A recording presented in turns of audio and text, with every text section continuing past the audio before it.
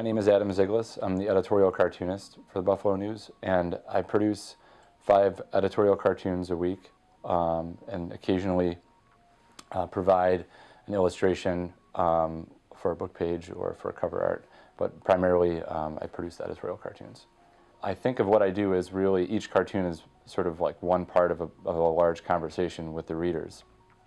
My primary goal as a cartoonist is to engage the community with issues that are important and express an opinion.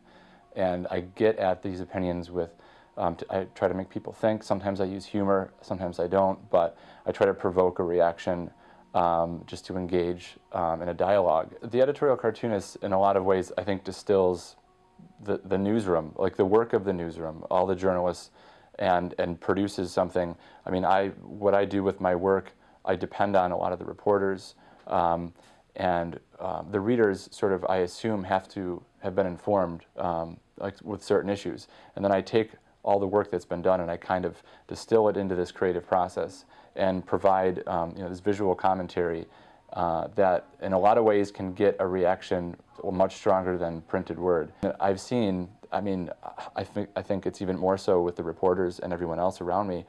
The staff seems to get smaller and smaller as people retire or take buyouts, and we don't add bodies, but we seem to want to produce more work and also strengthen the web presence and the digital presence. So there's these two opposing forces that are squeezing the journalists, and you want to be valuable, so you produce as much as you can, but at some point something's got to give. You really need to sort of give yourself a limit.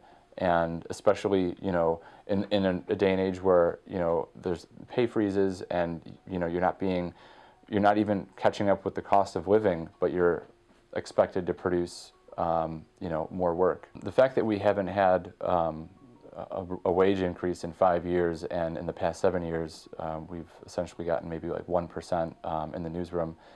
That, I mean, to me, that's tantamount to a pay cut when you factor in cost of living increases. And it sends mixed messages to the community. It definitely sends an indirect message to the newsroom that we don't value you as much as we should.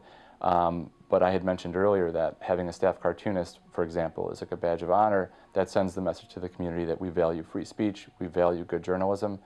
But when you're not even keeping up with the cost of living to pay your journalists, that is counter to the message. I think even for the Buffalo News brand and for the morale of the newsroom, I think paying the journalists fairly is essential, and it should be a given.